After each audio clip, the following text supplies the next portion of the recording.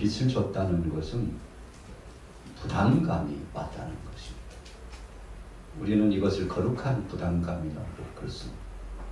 세상에 채무를 지면 정신적으로 굉장히 괴롭습니다. 이자 낼 날짜가 되면 이자 때문에 걱정합니다. 또 원금을 이제 환수해야 되는 그날이 가까우면 초조해집니다. 그래서 1년 단위로 은행에서 원금을 갚으라고 독촉장이라도 오면 참 부담스럽습니다. 그리고는 또 연장하려면 서류가 얼마나 많은지 몰라요. 여러분, 이런 세상의 채무도 부담을 주는데, 그런데 오늘 본문 말씀 속에서 복음에 빚진 자라고 하는 것은 영적인 말씀을 드리는 겁니다. 세상의 채무는 그 부담감 때문에 억압되고 짓눌리고 고통스럽습니다. 마음의 그 부담 때문에 어떤 때는 잠을 잘 자지 못해요. 음식도 맛이 없습니다. 생활이 곤핍하고 곤고합니다. 여러분, 그런데 복음에 빚졌다고 하는 것은 적극적인 해석입니다. 내가 주님께로부터 값없이 은혜를 받았다는 것입니다. 한 종이 주인 앞에 왔는데 빚을 계산해 보니까 1만 달란트나 돼요. 아무리 그 집을 호구 조사를 해보고 신상을 조사해보고 재산 목록을 조사해봐도 1만 달란트 갚는 것은 어림도 없습니다. 주인이 그 종을 불러서 말합니다. 여기에다가 써. 1만 달란트 다 탕감이야. 그 엄청난 금액을 탕감시켜줬어요. 이제는 갚지 않아도 된다는 것입니다. 내가 너를 사랑해주고 내가 너와 함께해주고 너의 일거수일투족을 책임져 줄게. 너의 삶을 책임져 줄게. 이제 더 이상 너는 채무자가 아니고 내가 준 은혜의 권리로서 살아가는 자가, 사랑의 권리로서 살아가는 자가 되었다고 그렇게 말씀해 주셨으니 여러분 얼마나 감사한 것입니까? 하나님의 은혜입니다. 하나님의 능력입니다. 하나님이 역사하셔서 주신 너무나도 보배로운 것입니다. 여러분, 그래서 우리가 복음에 빚진 자들은 내가 탕감받았으니 감격스러워 가지고 혹시라도 빚진 자 없는지, 사랑에 빚진 자 없는지 여러분 두리번거리면서 내게 빚진 자가 있다면 탕감해주는 탕감 정책을 진행하는 것이 복음에 빚진 자로서의 삶을 살아가는 것입니다. 그래서 어떤 때는 물질로 공여해 줍니다. 따뜻한 봉사로 공여해 줍니다. 그리고는 더없이 마음을 다하고 뜻을 다하고 성품을 다하여 하나님 섬길 뿐만 아니라 이웃을 내 몸과 같이 사랑하고 공여해 주는 사랑의 실천자가 되어지는 거 아니겠습니까? 오늘 사람들이 하나님 앞에 은혜를 받으면 한 3가지 정도 중요한 사실이 두드러지게 나타납니다. 은혜 받으면 첫째로 감사하는 마음이 생겨요. 우리 따라해 보겠습니다. 감사하는 마음이. 그래서 우리가 예배당에 특별히 주일날 나와서 예배하는데 여러분 그냥 보통 심정이 아니라 감사하는 마음으로 여기 왔잖아요. 그래서 예배당에 와서 머리를 숙이는 그 순간 주여 아직도 살아있는 것이 감사합니다. 건강한 것을 감사합니다. 또 내게 일할 수 있는 일터를 허락하신 것을 감사합니다. 주의 자녀들이 있다는 사실이 감사합니다. 사랑하는 동역자들이 있는 것이 감사하고 하나님 오늘 불중하지만 나를 써주시고 불러주신 것을 감사합니다. 그래서 첫째도 감사, 둘째도 감사, 셋째도 감사. 여러분 은혜 받은 사람은, 복음에 비친 사람들은 이처럼 감사하는 마음을 가지고 나가면 하나님께서 영광을 받으시는데 오늘 여러분들 심령 속에 이런 감사한 마음이 충천하기를 예수님의 이름으로 축복합니다. 자, 첫째 감사한 마음을 가져야 돼요. 은혜 받은 사람 두 번째 어떤 마음이 드리워집니까? 행복감을 느낀다는 것입니다. 여러분 우리가 직장 생활을 하고 또 사업장에서 일을 진행하면서 자기의 직업과 생업에 만족을 누리고 정말 행복을 누리는 사람이 얼마나 될까? 주위를 돌아보면 많을 것 같지만 그렇게 또 많지 않대요. 아무도 없을 것 같지만 그래도 그 중에 어떤 사람들은 정말 행복을 느끼면서 자신의 생업에 종사하고 있더라는 것입니다. 왜 행복한 자가 되었습니까? 은혜를 생각하니 행복한 거예요. 여러분, 가정이 행복하다는 것은 아내는 남편에게 감사하면 행복의 시작입니다. 남편도 아내를 향하여 감사하고 가족들끼리 서로 동고동락하면서 함께 웃고 함께 슬퍼하고 함께 즐거워하고 함께 고통을 당하면서 우리는 한 가족이라고 하는 이 공동체 안에서 손에 손을 맞잡으면 오히려 어려움이 찾아오면요 더 행복합니다. 왜 어려울 때 행복합니까?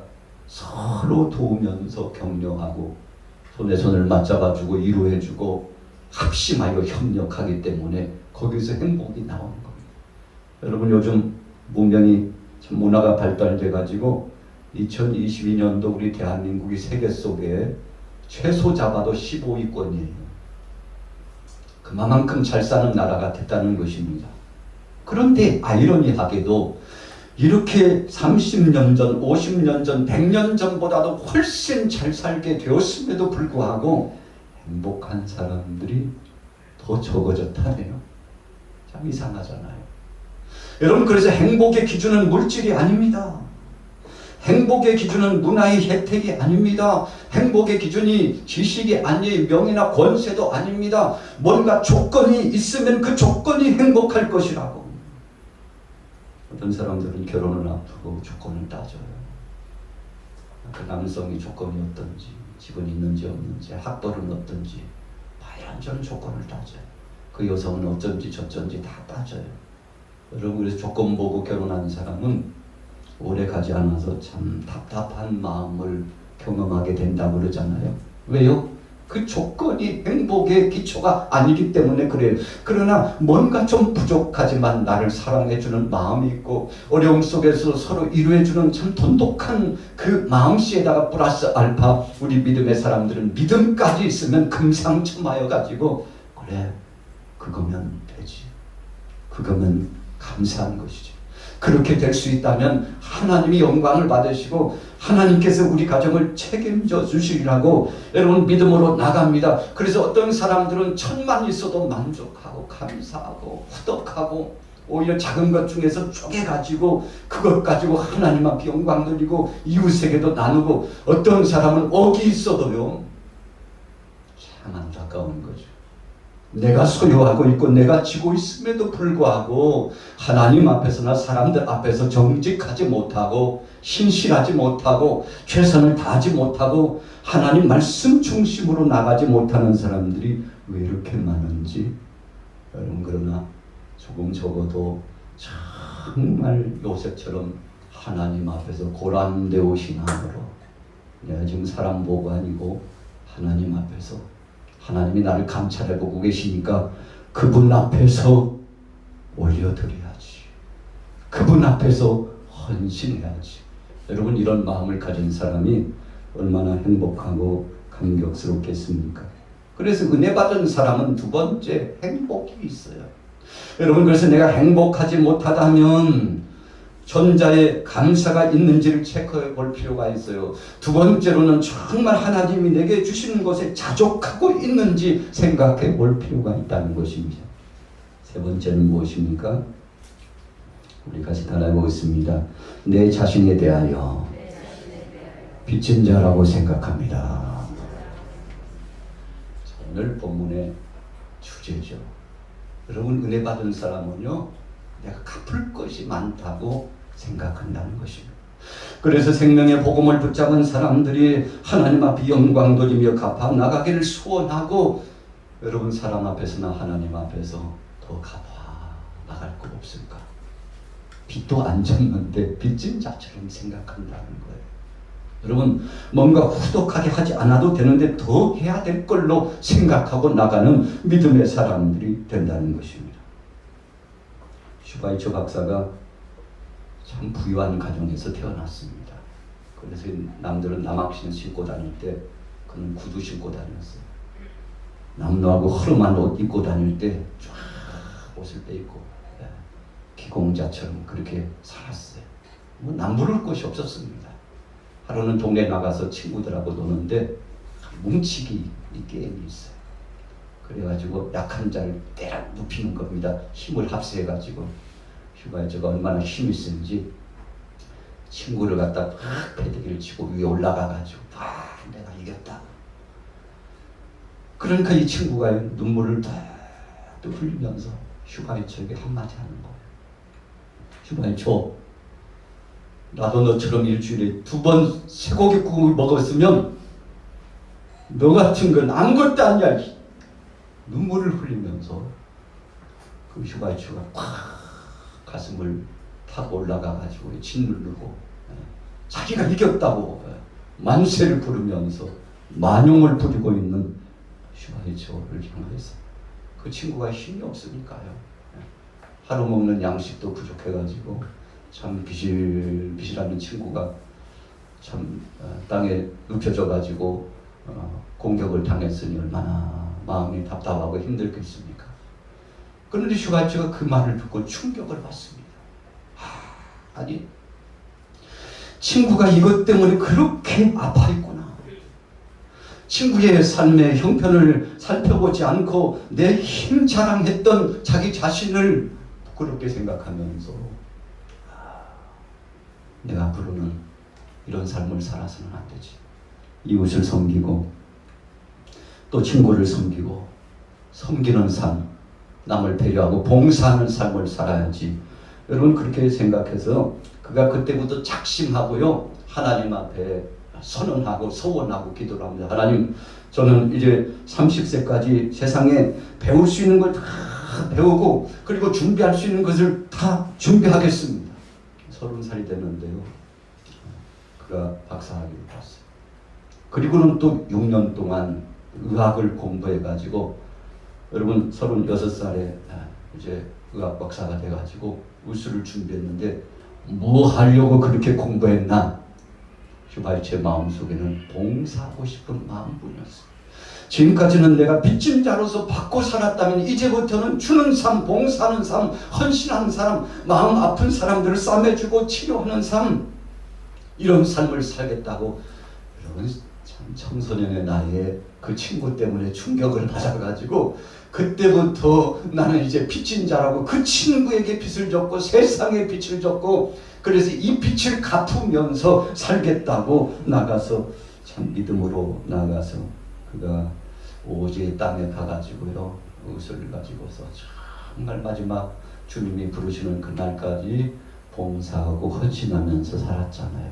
그래서 세상 사람들이 참 대단한 사람이라고 칭찬하지 않습니까?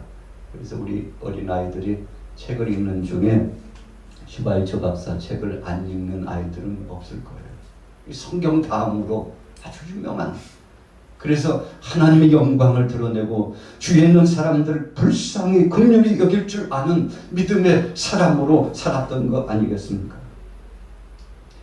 중국은 우리나라보다 기독교가 100년 먼저 들어갔습니다.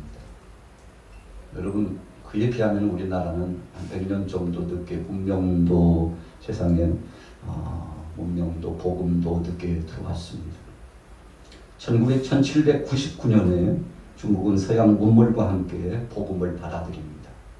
그러니까요 참 강한 나라가 됐잖아요. 그에 비하면 우리나라는 형편없었습니다. 여러분 일본도 1874년 우리나라보다 10년 먼저 복음을 받아들입니다.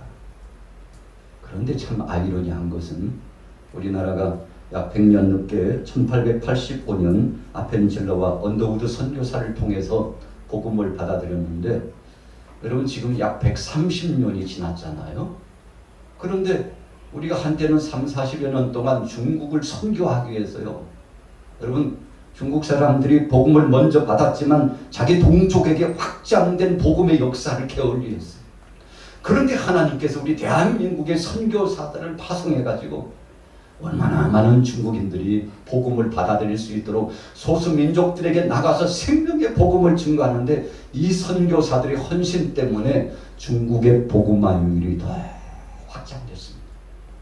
여러분 100년 늦게 받아들였는데 빚진 자의 마음을 가지고서 간 겁니다.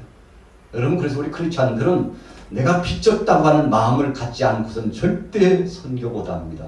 복음 사역 감당하지 못합니다. 여러분, 복음 전도지 하나 가지고 나가서 한 사람에게도 전하지 못해요. 왜 그렇습니까? 내가 무슨 빚진 자야. 아유, 전도를 왜 저렇게 그냥 몰상식하게 하냐. 아유, 그냥. 여러분, 왜 그렇습니까? 복음의 빚진 자의 뜨거움이 없기 때문에 그런 것입니다. 100년 넘게 복음을 받았지만 여러분, 지금도 일본을 보세요. 우리보다 10년 먼저 복음을 받아들였지만 가는 곳곳마다 우상단지가 얼마나 많은지. 복음화율이 세계 속의 최하위가 바로 일본입니다. 여러분, 위로 아래로 이와 같이 둘러싸여 있는 상황 속에서 열악하고 약한 우리 대한민국을 하나님께서 쓰신 이유가 무엇입니까? 여러분, 복음의 빚진 자로서 주여, 주님 주신 이 사랑 빚 갚는 자 되길 원합니다. 주님, 이 빚을 갚을 수 있는 믿음의 사람 되길 원합니다. 이 마음을 가지니까 하나님께서 우리 대한민국을 사랑하시고 지금까지 함께 주신 줄로 믿습니다. 여러분, 그래서 지금도요, 간단합니다.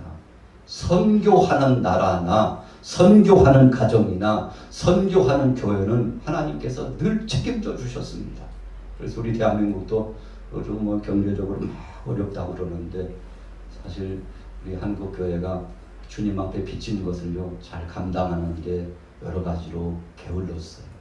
우리는 우리 자신들을 다시 한번 돌아봐야 합니다.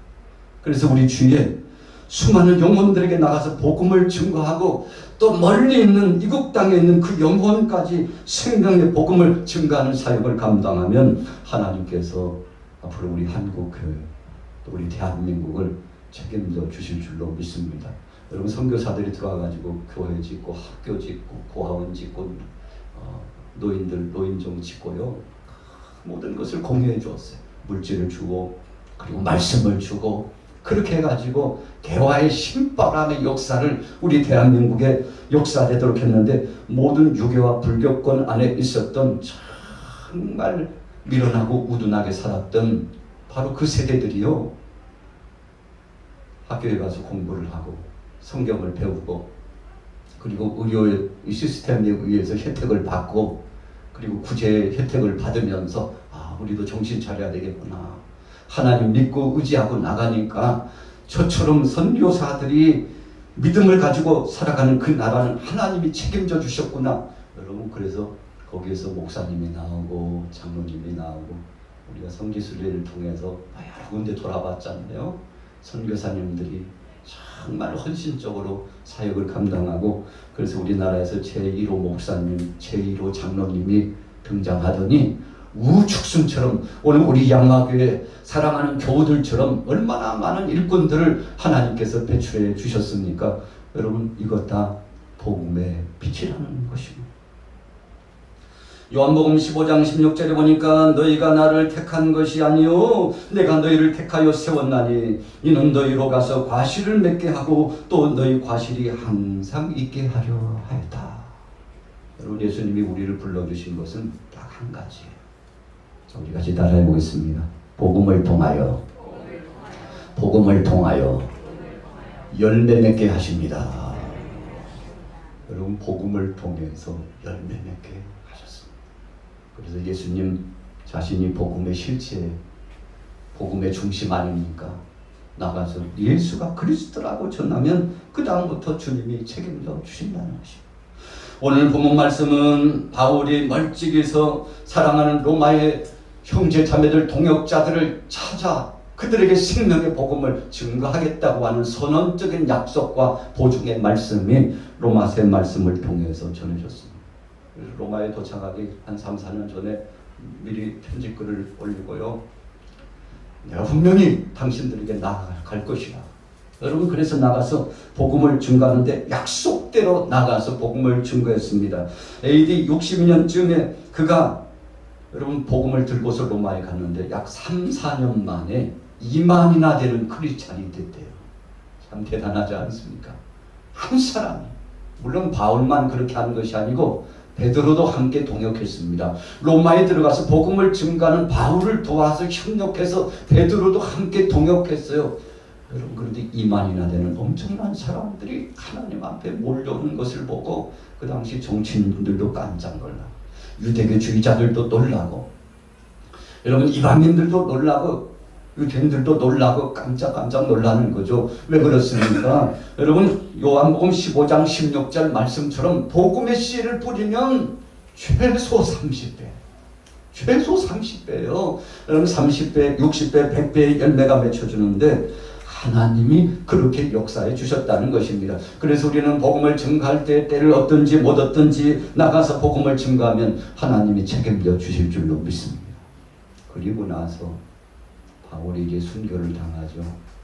칼로 배임을 당하여 순교당합니다. 또 베드로도 복음을 전하다가 붙잡혀가지고 거꾸로 십자가에 못 박혀 죽임을 당합니다. 여러분, 제자들 대부분 다 순교의 귀한 제물로서 하나님 앞에 영광 돌리며 헌신했습니다. 이런 순교의 핏부림의 역사를 통해서 얼마나 극심한 환란이 몰려오는지 여러분, 사람들이 자연 동굴 속으로 들어갔어요. 숨어서 신앙생활하는 겁니다. 지금도 북한 땅에 공산당들이 들어간 지가 벌써 몇 년입니까? 70년이 넘어갔잖아요. 오랜 시간이 지났습니다. 그런데 지금도요, 북한 땅의 지하의 교회 숨어서 신앙생활하는 성도들이 있다는데 참 기가 막히고 감사한 거 아닙니까? 참 신비스러운 거예요. 그렇게 환난과 핍박이 70여 년 동안 엄습하고, 그래서 모양만 교회 몇 개 세워놓았지 선전용으로 진정한 예배가 이루어지지 못하고 있습니다. 그러나 숨어서 신앙생활하는 중에도 돈독한 믿음을 지켜 나가고 있는 북한 땅에 있는 성도들을 보면 어떤 때는 우리가 부끄럽잖아요. 주여, 정말 마음껏 예배할 수 있고 마음껏 봉사할 수 있고 마음껏 전도할 수 있음에도 불구하고 세상 것에 취해가지고 하나님 앞에 감사하지 못하고 복음에 비친 자처럼 살지 못하고 주님 뜻대로 헌신하지 못한 무늬만 성도가 돼가지고 주님, 우리를 용서하여 주옵소서.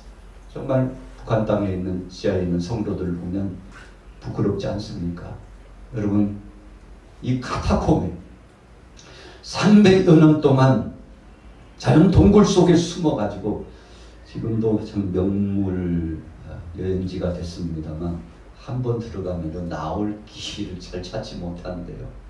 그런데 이 자연 동굴에 들어가가지고 300여 년 동안 할아버지도 아버지도 아들도 손주도 그 또 손주들도 계속 주님 다시 오실 것을 고대하면서 믿음을 지키면서 복음의 이 명맥을 유지해 나가서요. 여러분, 이 카타콤을 중심으로 숨어있는 크리스찬들이 역사가들이 이야기하는 통계에 의하면 약 100만 명이 된답니다. 대단하지 않습니까? 바울이 복음을 증거할 때 2만. 그러나 핍박이 거세지면 거세져서 이제는 저들은 생각했을 거예요. 야, 예수쟁이들은 이제 잔멸, 씨가 말라가지고 더 이상은 예수쟁이들 없을 것이라고 생각했는데 웬걸요. 핍박이 거세지면 거세질수록 교회가 부흥을 하고 나중에는 AD 313년 콘스탄티누스 대제가 기독교를 자유롭게 선포하고 로마의 국교로요. 참 대단하지 않습니까? 핍박을 받던 예수 그리스도를 믿는 성도들을 중심으로 기독교가 공식적으로 공인이 돼가지고 하나님 앞에 영광 돌리면서 자유로운 예배가 이루어질 날이 정말 올 거라고 생각했을까요? 여러분, 암담한 상황이었습니다. 그러나 복음에 비친 자로서 믿음을 지키고 나갔더니 여러분 100만 명이나 되는 사람들이 숨어서도 신앙생활을 하면서 하나님 앞에 영광 돌렸더니 마침내는 하나님께서 로마의 황제를 감동시켜가지고 바로 이 기독교야말로 예수 그리스도를 구주로 영접하는 이 신앙이야말로 세상의 어떤 종교보다도 뛰어난 참 종교, 그분 한 분, 여호와 하나님 한 분, 예수 그리스도 한 분밖에는 구원자가 없다는 사실을 선포할 수 있는 위대한 역사를 진행했습니다. 여러분, 적국의 수장이 오히려 백기를 들고 하나님 앞에 영광 돌리고 나왔으니 누가 하신 겁니까? 하나님이 하신 거예요. 여러분, 초대교회를 하나님이 책임져 주셨습니다. 우리 양화교회도 하나님이 책임져 주십니다. 여러분들의 가정도 하나님이 책임져 주십니다. 뿌리는 대로 거두는 것입니다. 여러분, 그래서 뿌렸다가 싹이 나지 않는다고 걱정할 거 없어요. 여러분, 언젠가는 새순이 묻었습니다. 여러분들이 수고로 심고 봉사로 심고 물질로 심고 여러 가지 모양으로 헌신하여 수고하고 헌신한 것은 하나님이 채워주십니다. 걱정할 거 없어요. 여러분들이 자의적으로 해석하고 자의적으로 결정하고 자의적으로 만들어서 하지 마세요. 하나님께서 친히 하신다는 사실을 기억하면서 초대교회 신앙인들처럼 주님이 하실 줄로 믿고 던졌더니 대단하지 않습니까? 주님이 하실 줄로, 교회는 주님이 책임질 줄로 믿고 나갔더니 하나님께서 전무후무할 만한 위대한 역사를 나타내셨는데, 여러분, 저나 여러분들이나 복음의 빛인 자입니다. 이 빛을 갖고 하나님 앞에 영광 돌리시게 되시기를 예수님의 이름으로 축복합니다.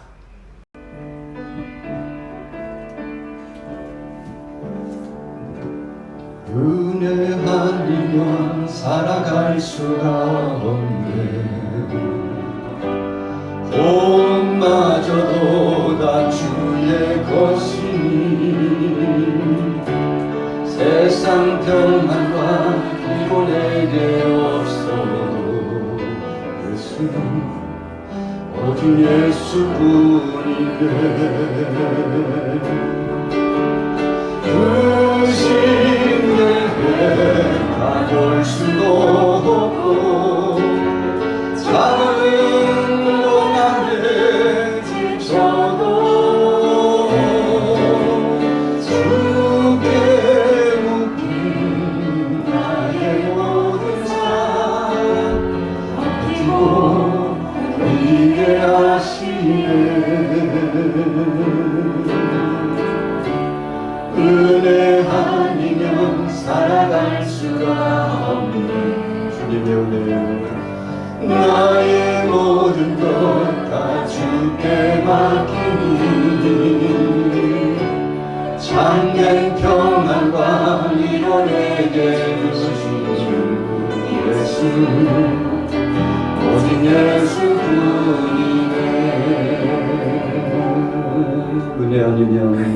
은혜 아니면 살아갈 수가 없네. 호흡마저도 주의 것이니 세상 평안과 위로 내게 없어도 예수, 오직 예수뿐이네. 아멘.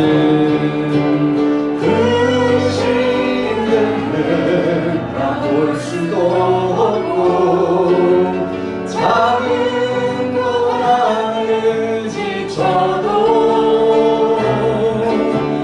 주께 묶인 나의 모든 삶 버티고 뛰게 하시네. 은혜 아니면 살아갈 수가 없네. 나의 모든 것 다 주께 맡기니 참된 평안과 위로 내게 주시는 예수, 오직 예수뿐이네. 그 신계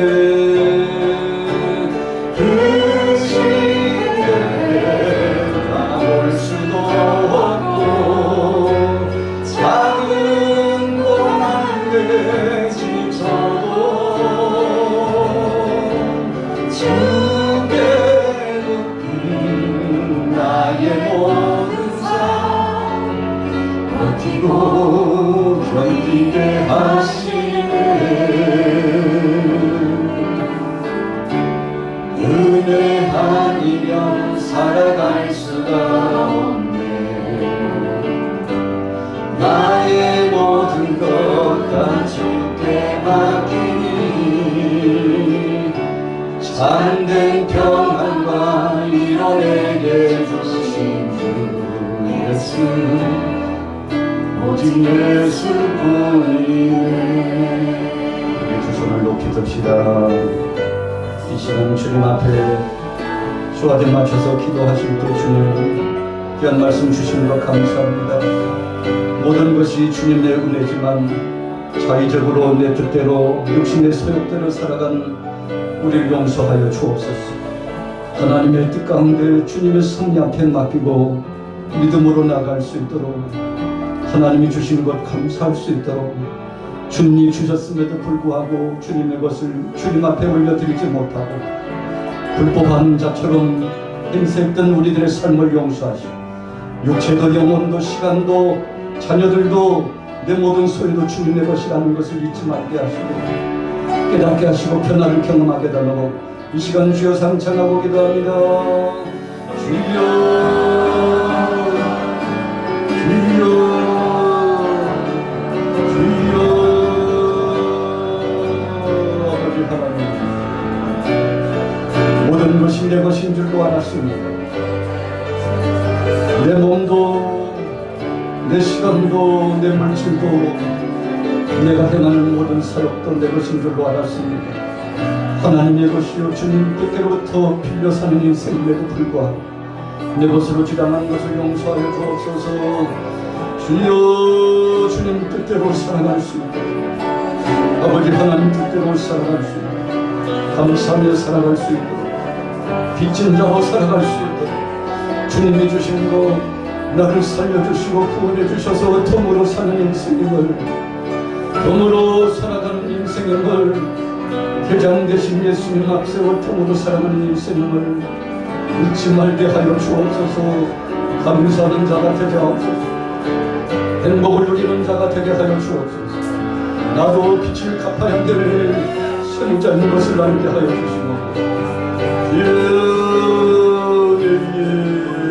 나갈 수 있도록, 능력이 나갈 수 있도록 주님 역사하여 주옵소서.